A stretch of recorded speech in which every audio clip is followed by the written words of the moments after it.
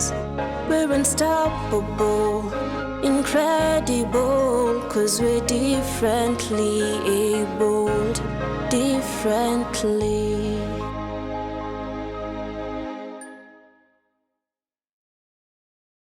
Hello good people, I hope you're having a good time. Welcome to yet another episode of Able Differently. This is a program where we do things a little bit different, and it is where we take charge. I'll be your host, Stella Tigoi. And Caxton Osozi. Karibu. 'Cause we're differently abled, differently.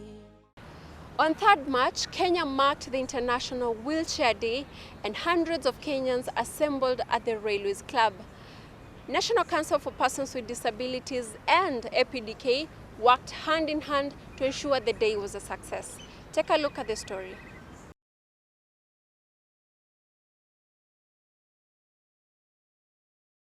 My wheelchair, my right to inclusion was the theme of this year's International Wheelchair Day, which is marked annually on 1st of March.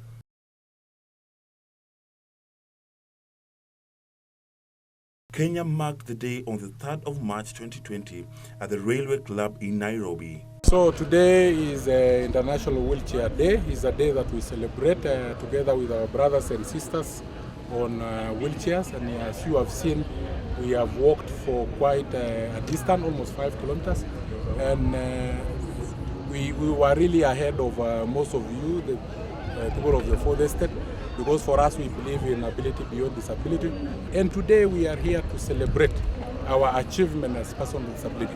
Today we marked the International Wheelchair Day, which is the second marking in the year, and the theme for previous year is my wheelchair, my right to inclusion, and this year the theme is my wheelchair, my ability to inclusion. This day offers an opportunity to the wheelchair users to celebrate the positive impact of wheelchair to every individual. Being part of one's attire, the wheelchair builds self-esteem to build independence socially, economically, and politically. The aim of the day is to celebrate the positive impact that a wheelchair has in the life of a wheelchair user. The event, which was an initiative of the National Council for Persons with Disability and the Association for the Physically Disabled of Kenya, was graced by leaders who represent persons with disability in Kenya. Leo ni siku ambayo tunasherehekea siku ya watu ambao wanatumia viti vya magurudumu. Na jambo lingine wacha niseme, on Friday tulikuwa pale Mount Kenya. Na sisi kama Mount Kenya tulikubaliana ya kwamba the 7-point agenda ya kwanza ilikuwa na ilihusishwa katika hiyo pendekezo la Mount Kenya. The 5% iwe immediate. Hatutaki mambo ya polepole ati progressive.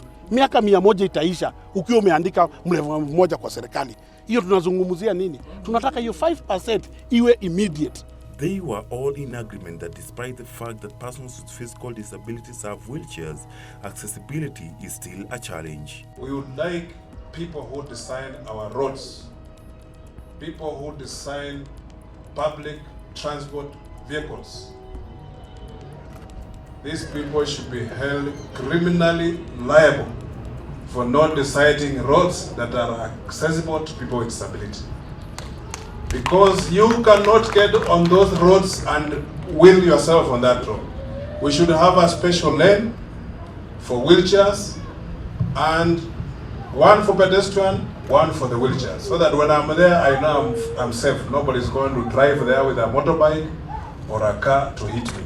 Na tunapokuwa na wheelchair, matatu zote na mabasi yetu yote yawe accessible kwa mtu ambaye ana wheelchair. Isikike kwa wote ambao wako katika sekta ya usafiri kwamba yule anayetumia wheelchair pia akona haki ya kuingia kwenye matatu na kwenye mabasi. The challenge ambayo tuko nayo sasa hivi tunavyoongea sio about wheelchair, sio about the challenge ambayo tuko nayo kama nchi ya Kenya sasa hivi ni kitu tunaita kwa kimombo accessibility. Hiyo ndio challenge ambayo ni kubwa. Wheelchairs tuko nazo, yes. Hizi vitu za crutches tuko nazo, yes. Lakini accessibility iko namna gani? Na ambao tumekuja hapa leo kutilia mkazo kitu tunaita accessibility.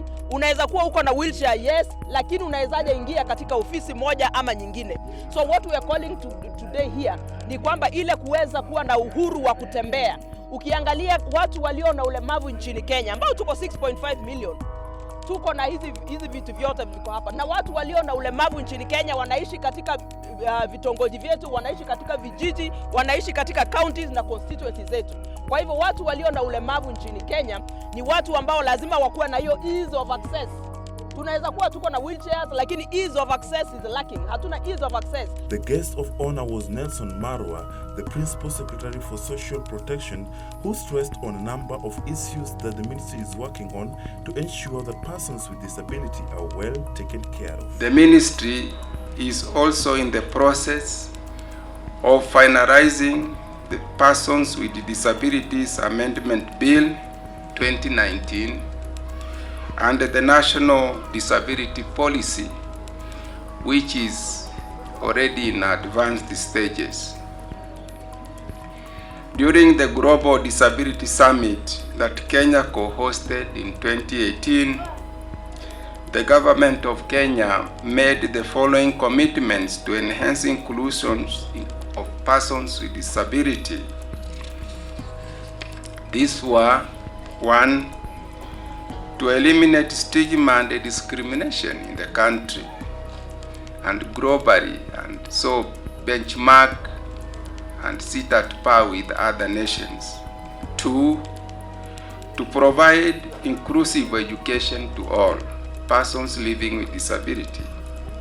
And 3, provide economic empowerment for enhanced technology innovation in terms of fabrication of devices. And 5, to promote collection of accurate data disaggregated by gender. 'Cause we're differently abled, differently. Let us take a short break. We will be right back. 'Cause we're differently abled, differently. Welcome back. If you just joined us, you are watching Able Differently. Now, do you think infrastructure put in place in our country favors persons with physical disabilities? Let's hear what people have to say. Mimi ninatumia wheelchair ambayo naangamia sana, especially siwezi enda mahali, lazima sukumwe, nikisogeshwa vile barabara iko naumia spine, na shida yangu ni spine. Sasa nilifanya operation kwa spine, na sasa hata leo nimeumia sana, maana ni kusugushwa. So naomba serikali itusaidie vile tunaweza pata friendly wheelchairs hata kama ni automatic, maana sasa I'm not independent, lazima nikuwe na mtu wa kunisukuma. Sasa tena ikikuwa ni haja, sina mahali pa kuenda, nikienda haja labda nishide nayo, maana siwezi jisaidia. I may have the wheelchair, but accessibility for me it's an issue. Why? You find most of the social places, especially in town, I cannot access. Let's say, for example, like I want to go for coffee with my friends. Unapata nabebwa juu ni kama mzigo. So that doesn't give me the dignity. I don't feel like, that's what I deserve. Another issue is also with rentals. Like where I'm living, you find that finding a house which is suitable for a PWD, especially a wheelchair user, it's very limiting. It's very limiting. Ukienda huku kwa barabara, ni hizi barabara zote, ukiangalia hata hii barabara imejengwa Thika Road, hakuna area wamewacha ya disabled. Ni sehemu ndogo ndogo tu unapata hapo pamewekwa ni pa disabled, sehemu ndogo ndogo sana. Kule kwingine unapata hata pahali pa kurukia ndio utoke kwa barabara uingie huku kwa pavement unapata hakuna. Naona, so nasema kwa serikali, hata wakati wanafanya planning ya kujenga barabara, wakati wanatengeneza pahali pa pedestrian na pa wheelchair pia paweko. Ndio kama unatembea pamewekwa ile ramp, eti ukiwa na wheelchair yako hautashinda ukisema saidia, utajipeleka tu na uruke na uanze kuendelea kama hao wengine. So wakitengeneza barabara watengeneze na ramp, eti hiyo area disabled wataweza kufanya nini? Kupita. Pia hata huku town ni pahali kwingi sana, hata mimi naendaga nakosa pahali pa kuingia. Unaona, pengine nataka building iko hapa, inabidi niende kwa building mingi mpaka pahali pale nitapata pahali pa kuingililia, ndio nirudi nikuje mpaka kwa hii building. Unapata hata watu wakijenga nyumba za rentals, they don't have in mind that maybe they'll kama someone mwenye atakuwa anataka kutumia wheelchair, anatumia wheelchair, atarent hii nyumba. So unapata kama ni mlango ya washroom, it's kadogo, it's squeezed, hata wheelchair yenyewe yezi toshea. So unapata lazima mtu akulift ndo uingie maybe to the washroom, maybe ndo uingie from the door to the house. So accessibility is the main issue. Nyumba mingi zile ziko huku town, wacha hizi tu individual na hizi za city za county, hata za serikali, hata saa hii tunaongea, most of them are not disabled friendly. And I wonder why serikali ndio wakatunalilia itujenge na mpaka kwao hawatengenezi bado. Saa hii ukienda huko Nyayo House, kuna ofisi zetu ziko huko number 10. Uwaga inakubidi either iko number 9, either upande mpaka number 9, number 10 alafu uteremuke, ama upande mpaka number 7, number 8 alafu upande. Unaona? Pale hakuna access ya pale number 9. Juu hata lift inakupitisha ama ushuke huko chini. Unaona? So tunaomba serikali ihakikishe hiyo roho iliweka na ikasema building zote zile new, zile mzee zitatengenezwa ziwe disabled friendly, ihakikishe zimetengenezwa namna hiyo. We as people with disability, we are also asking the government to implement the provisions in the Persons with Disabilities Act that provides accessibility to public transport, accessibility to all public buildings and public places. Many places we go right now, you cannot use a matatu, you cannot enter some buildings because they are totally inaccessible. Yet it's provided in the law, it's in the constitution, it's in the UN Convention for the Persons with Disabilities. Na hatuwezi ongea kuhusu accessibility. Kenya imetia sahihi, na sisi wenyewe ukitaka kwenda kuona governor uko na wheelchair, eti governor kuja kuonea nje ya ofisi yake. Our governors must be serious. And this is a big call we are calling to counties. Our county governors must be very serious na walemavu wao. Our county governors hawezi kuwa na ofisi 9th floor, alafu watu walio na ulemavu wanapoenda kwa ofisi eti governor anakuja chini kuwaona. Lazima accessibility in buildings ikuwe ni kitu ambayo governors wametutilia mkazo, na sisi kama walemavu mnajua vizuri Kenya yetu inaunga pia mkono agenda 4. Nyumba ambazo zinajengwa lazima contractors are there kwa ile sheria ya accessibility. Jambo la pili, zile ambazo zimejengwa tayari na hazina accessibility ni lazima zipewe miezi 6. Hilo ni pendekezo moja ambalo ni la accessibility. Swali ambalo umeniuliza, sisi tunapendekeza ya kwamba kama shirika la walemavu katika nchi yetu, tunasema ya kwamba tunataka tuwe na factory ya kutengeneza hizi wheelchair. Ukiangalia zile wheelchairs ambazo zinatoka nje na terrain ambayo tuko nayo hapa Kenya ni tofauti na ya China ama Amerika. Kwa hivyo tunasema tunataka tuwe na kila county tuwe na factory moja ambayo inatengeneza na kurepair hizi wheelchair. Kwa maana wheelchair ikitoka nje ije hapa Kenya iharibike, nani atatengeneza? Lakini ikitengenezewa hapa Kenya itaweza kuwa na wale watu ambao wana repair.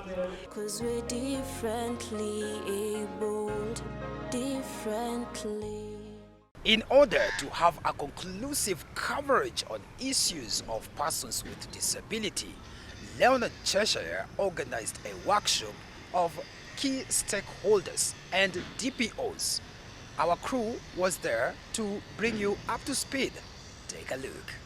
In November 2019, Leonard Cheshire Organization had a roundtable meeting with the media to discuss on how best stories on disability can be covered.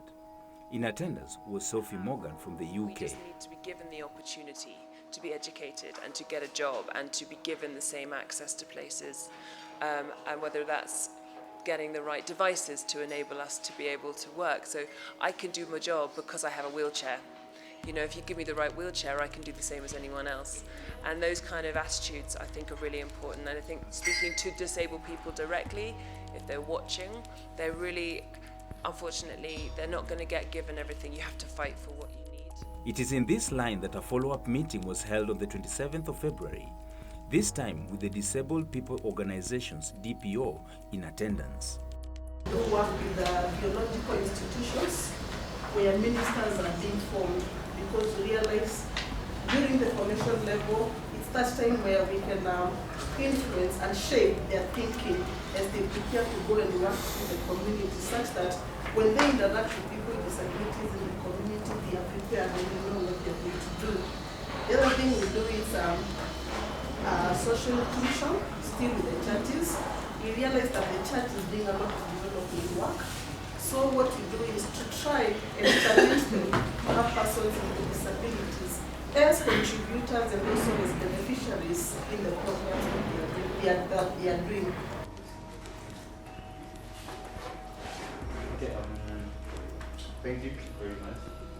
Among people with disability, so good are they that they cannot even compare with the stories coming from the people who call themselves normal.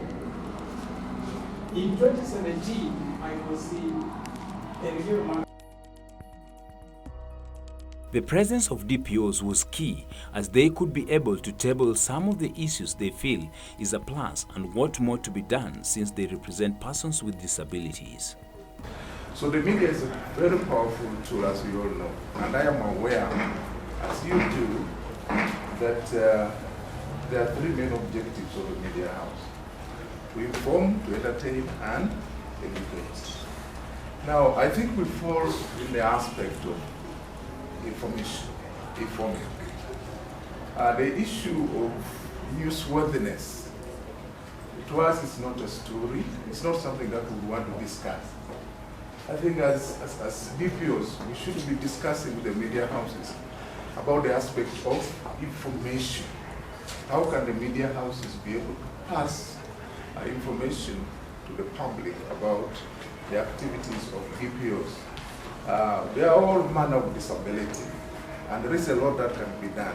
I don't know whether, like KBC has done it already. They have a program that's doing that. And I thought maybe even other media houses could emulate the same example, so that they have a specific program that addresses issues of disability, so that even this year, I mean, even if this week, they are going to talk about cerebral palsy, the next week is another one, another form of disability. It goes on like that.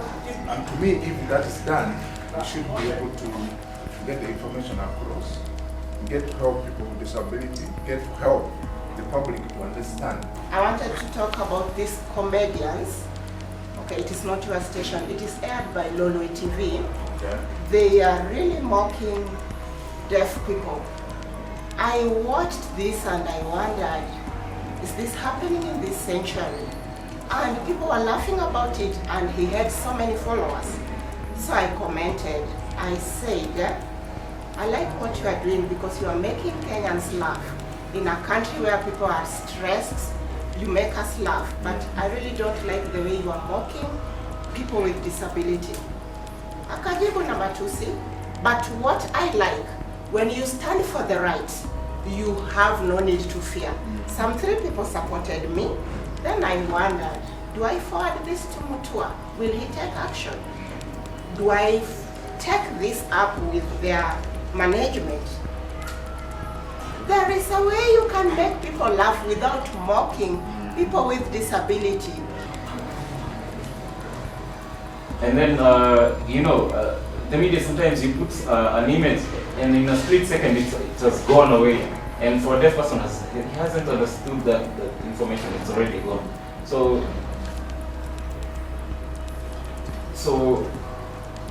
the deaf person can misunderstand the story that is being projected there, because you put it in a split second, it's gone. So you've not conveyed the message to the deaf person.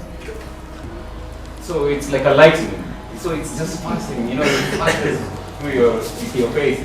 So when you have the interest, you want to see more, and then you're disappointed. So I get that. So I try to imagine that story. I've not gotten anything from it. So don't misunderstand us, please, the people of the media. It's important to understand and give us time. Even if you're seeing something there and then you want to see something that you enjoy, you know, because our language is visual, and we get interested when we use our eyes to see. When we are having elections, we go through the laws that we have, the constitution and everything. But when you're having our International Day for Persons with Disabilities, we don't even talk about disability issues, the laws that are in place.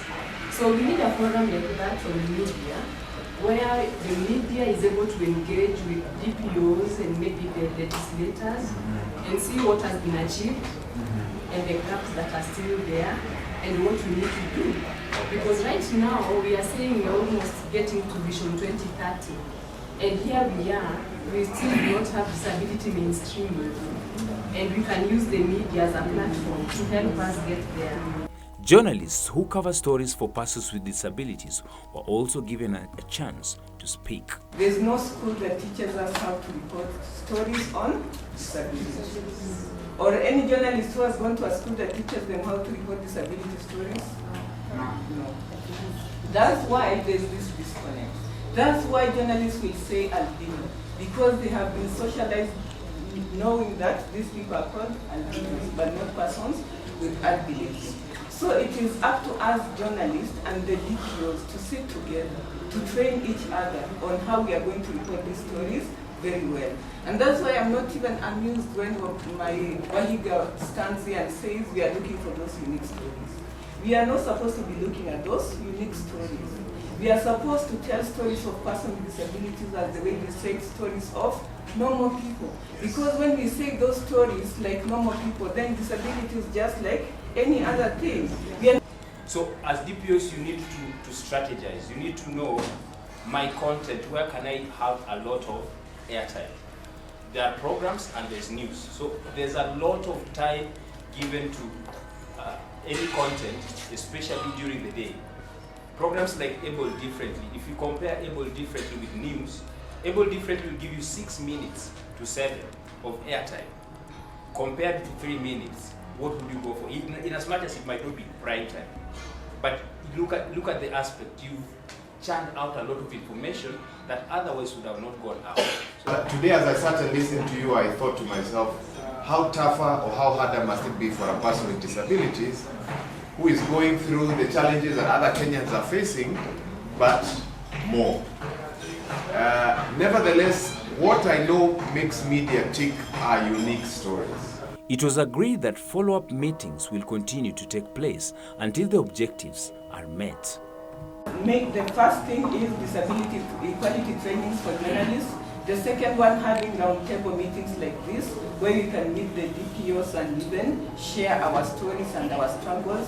Also, DPOs, can you also organize maybe awards for journalists who are reporting disability stories? We see awards for health journalists, for sports journalists. Where are the awards for disability stories? Where are those people who report for disability? When do they get recognized or awarded? You know, those things can motivate them to do more stories of disability. Yeah. Because we're differently abled, differently. And now, let us take a look at the UN Convention on the Rights of Persons with Disability. Article 6 of the UN Convention states that state parties recognize that women and girls with disabilities are subject to multiple discrimination, and in this regard shall take measures to ensure the full and equal enjoyment by them of all human rights and fundamental freedoms. There is a Swahili saying that goes, Kilicho na mwanzo hakikosi kuwa na mwisho. And that marks the end of our show today. Until next week, same time, I've been your host, Stella Tioi. And me, Caxton Osozie. Kwaheri.